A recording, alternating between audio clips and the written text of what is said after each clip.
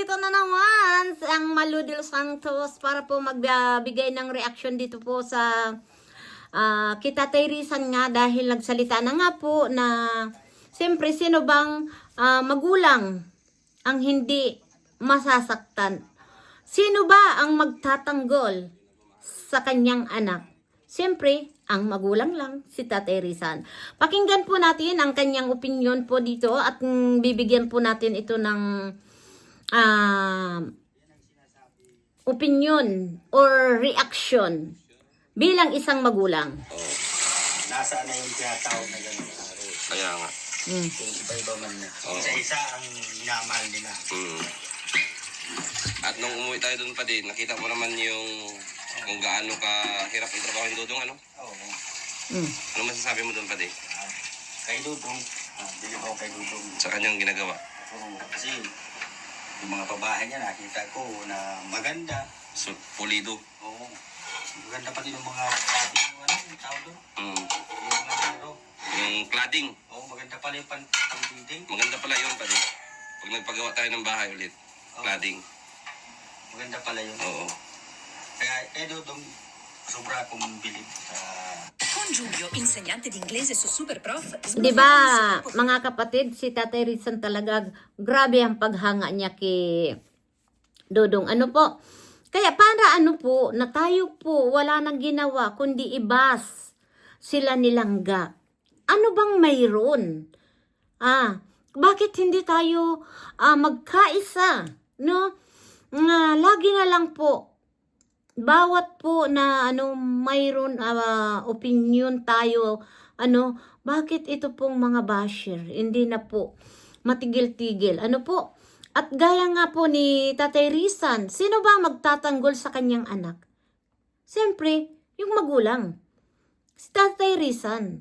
Nakagaya nga po na nasasabi nga ni Tatay Rizal dito sa live niya at kasama nga si Rene. Ayan, shout out po kay Rene at suportahan po natin ang kanyang channel para naman tayo ay makatulong man lang sa kanila, dahil napakabait po ni Kuya Rene. At pakinggan mo po uli natin si Tatay Rizal.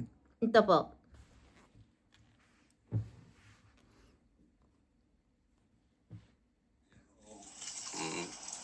Nini.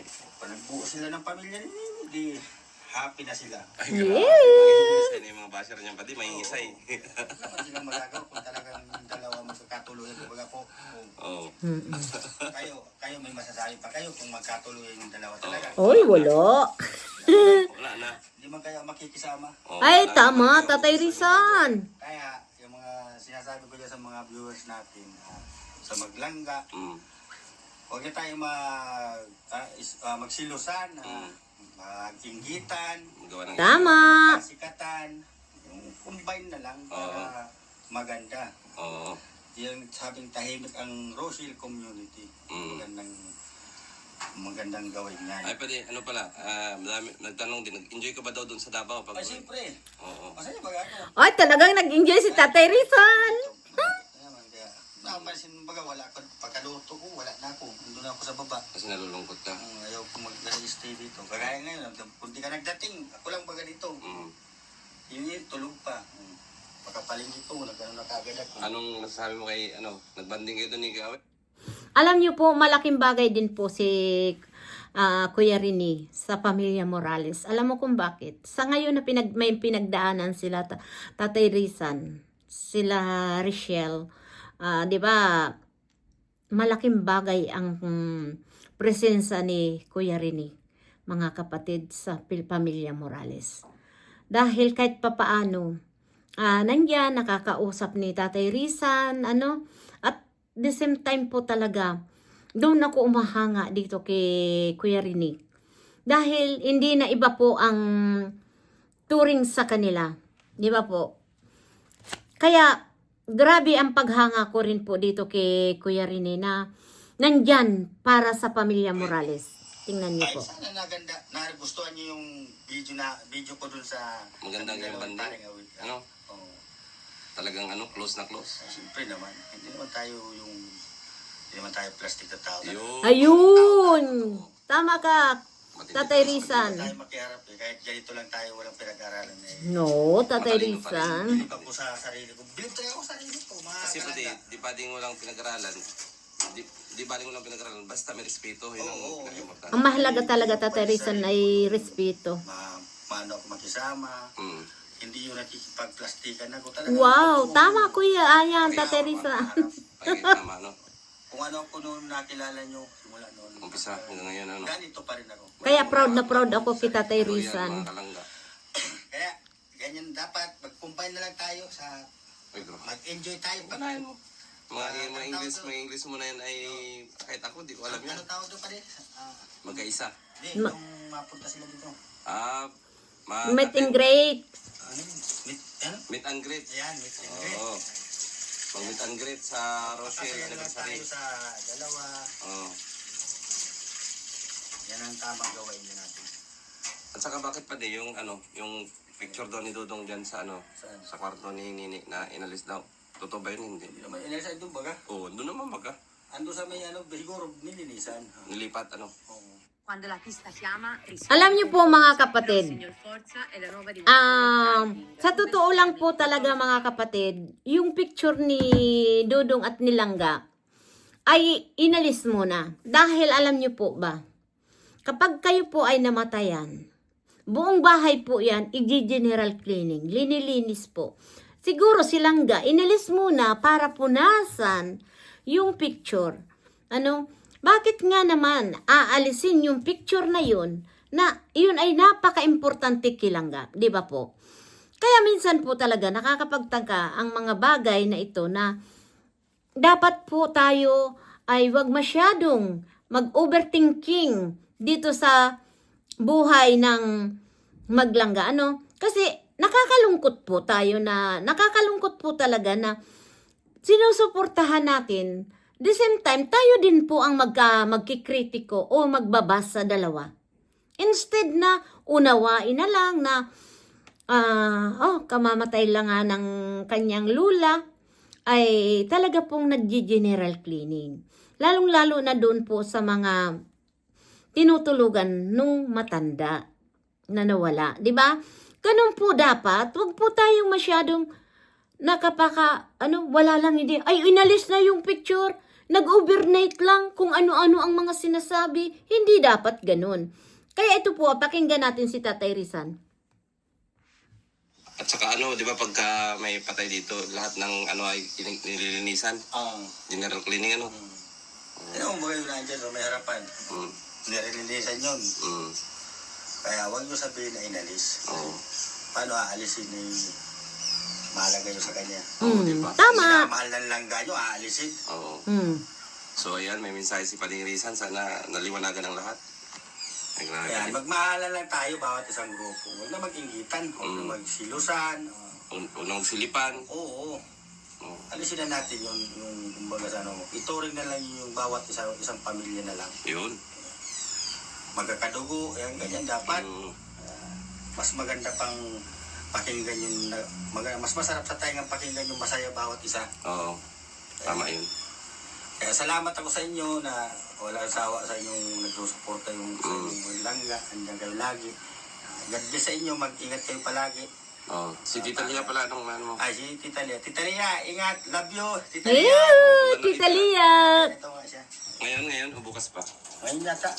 Ngayon, Tita Lia, salamat po sa Ako ngayon. Okay. suporta, Tita Lia Biray. Ayan, sabi nga ni Tatay Rizan, I love you, Tita Lia Biray. Kasi napaka-supportive talaga at talaga yun, makikita mo lang ang tunay na nagmamahal po dito sa Maglangga. Para sa akin po mga kapatid, yung mga sinabi ni Tatay Rizan, saludo po ako. Kasi walang magulang nagugustuhin nila na ang kanilang anak ay mapasama. Walang magulang na maririnig lang kung anong mga sinasabing masama sa kanyang anak. No. Ang magulang po ang unang-unang nagtatanggol. Ang magulang po nakikita nila kung ano ang kabutihan ng kanyang anak.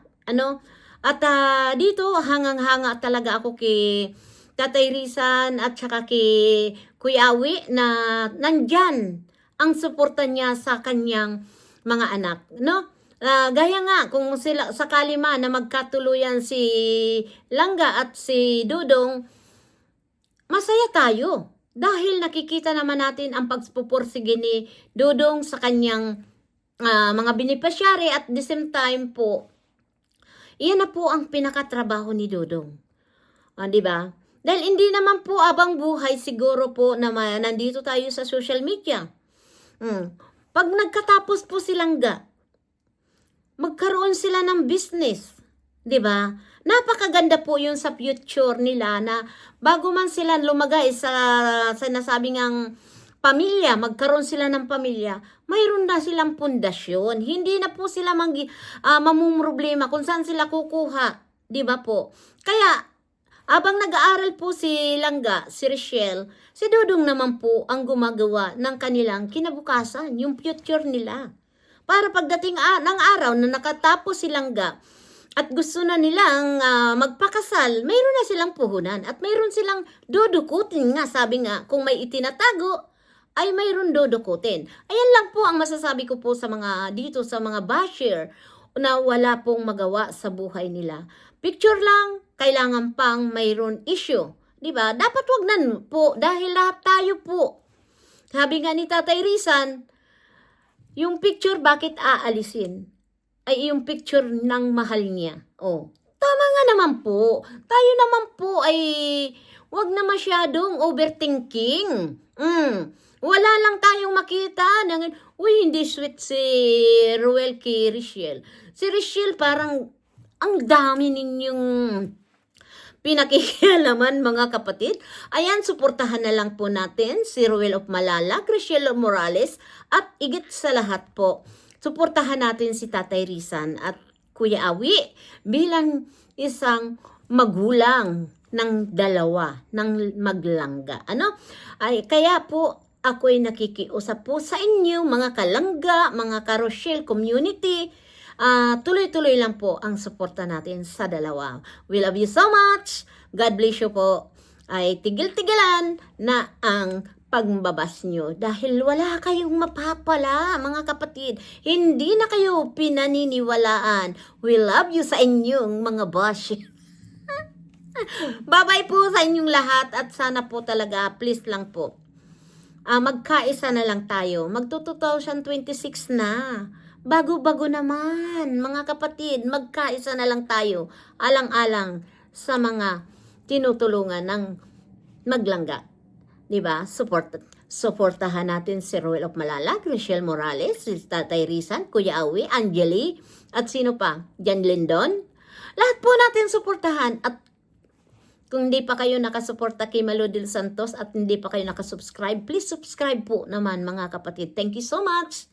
We love you. Bye-bye.